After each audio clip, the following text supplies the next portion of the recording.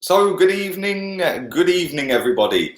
Happy Friday. It is the weekend. There's no football this weekend, no Premier League football anyway. There is international friendlies. Eddie and Ketty has smashed it up this evening for the under-21s. So well done to him. Last time I checked it, he bagged a hat-trick. I don't know whether he went on to score any more. But anyway, do subscribe to the channel if you're new. Do stick a thumbs up on the video. Do follow my Instagram, LeeGunner82, for updates constantly on Instagram. So make sure you follow that. I would appreciate it. Let's boost the Instagram. It's over 12K. There is nearly 45K if you want here. Shift over, baby. But I wanted to talk about something I've seen, a little report I've seen online tonight. And it's involving Thomas Partey and Houssem Aouar. Now, we are in talks for Aouar, as I'm sure you guys know. As I'm sure you watched the video I did with Fabrizio Romano last week, and he said that the board of Arsenal were in love with Houssem Aouar. Mikel Arteta is in love with Houssem Aouar. It has cost around 60 million, 70 million euros, he said last week when I had him on. If you haven't checked that video out, the link is in the description, by the way. So do go and check that out. I would appreciate it. And I've seen something tonight that does make a little bit of sense. There is, excuse me, there is talks that Man City and Juventus have held talks with Lyon for him as well, and they want to speed the process up. We obviously want the player, and this is where it's interesting because they're trying to get us into a bidding war, this article suggests, and it makes a lot of sense. They want to get us into a bidding war. They want to get the most money, blah, blah, blah. Now, the reason Thomas Partey is crucial in this is because if Arsenal go and drop 50 million euros for Thomas Partey, that totally F's us up for the Houssem Aouar deal, because it means that they know we've got a stupid amount of money. So what this article was suggesting is that maybe we're going after Aouar first to try and get that deal done first.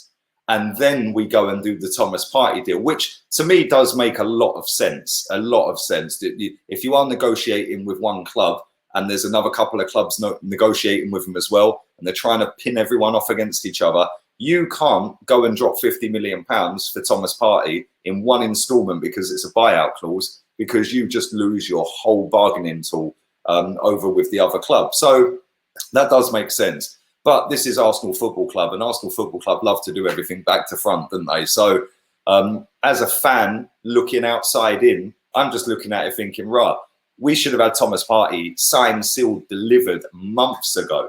Yeah, that should have been done in January. That should have been even done last summer, really. We've been in for him for so long, and it's just dragged and dragged and dragged. As for Houssem Aouar, it kind of come to the fore a little bit with that Champions League run, didn't he? Obviously, people know about him. I know about him. You guys have all seen him play as well, Champions League, etc. But his stock's really gone up in that Champions League campaign, where they obviously got to the semi-final. But I just look here and I think, can we get them both done? Genuinely, real talk, can we get them both, or is it going to end up being one or the other, or none? Because listen, I know from previous transfer windows where Arsenal have chased and chased and chased the target and then ended up getting nobody. I remember Thomas Lemar. Remember that whole debacle? Jesus Christ. And then apparently we bid 90 million on deadline day. Wenger flew out to go and convince him. And he said, no. He said, no. I'm about to play for France, bruv. Where you been for 3 months? You didn't want me. So that one didn't quite work out. We probably dodged a bullet with him. I don't think he's been that great at Atletico. But £90 million on deadline day, I'm sorry, I don't believe that story in at all. I don't believe it. As just coming back to these two, I look at the size of the transfer fee and I just think like 60 million euros is about 50 odd million pound, 52 million pound maybe. 52 million pound for a player of that caliber shouldn't even be that much for Arsenal Football Club. Yes, I know that you want to negotiate. Come on, I've sold double glazing for 20 odd years. I know you're not just going to say yes to the first price unless it's a release clause. But 50 odd million pound for a player of that caliber is mad. And when you look down at West London, he's signed for Chelsea now. Signed, sealed, delivered. And the reports that are doing the rounds tonight suggest that they signed him for 62 million plus 8 million in add-ons. Wow. Wowee. 62 million. That's 10 million pounds less than we paid for Pepe. Whoever's running their business down at Chelsea is doing a fantastic job. I can't lie. They've got Timo Werner and they've got Kai Havertz for a combined fee of what, 50, 62, 112 million? That is unbelievable business.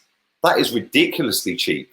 Them two players are going to smash it up. And do you know what? When I say about being cheap, Thomas Partey, Hossein Aouar, that's exactly the same. They could be our Havertz and Werner, albeit at different positions. And it really winds me up and upsets me sometimes that I sit here as a voyeur, looking with my binoculars, like, hello, look at Chelsea buying another couple of players. Yeah, it really winds me up. It genuinely does. It's like, are Chelsea more flush with money than us? Probably not. I know they had a transfer ban, but come on, man. Yeah, we've got a lot of money sat around. Yeah, and Arsenal, for some reason, just seem to take liberties with it every season, every summer. You know, the first season Emery came in, they gave him 70 million quid and said, go and get top four. Yeah, then when he didn't get top four, they said, here's 140, now go again. Then they sacked him. Yeah, go and give the manager the money to do the job. Yeah, and if you don't think the manager's worth the money, then maybe that's why we've not given him. I don't know. We are not skint. Regardless of what people tell you, we are not skint. It doesn't rely on sales of players going out.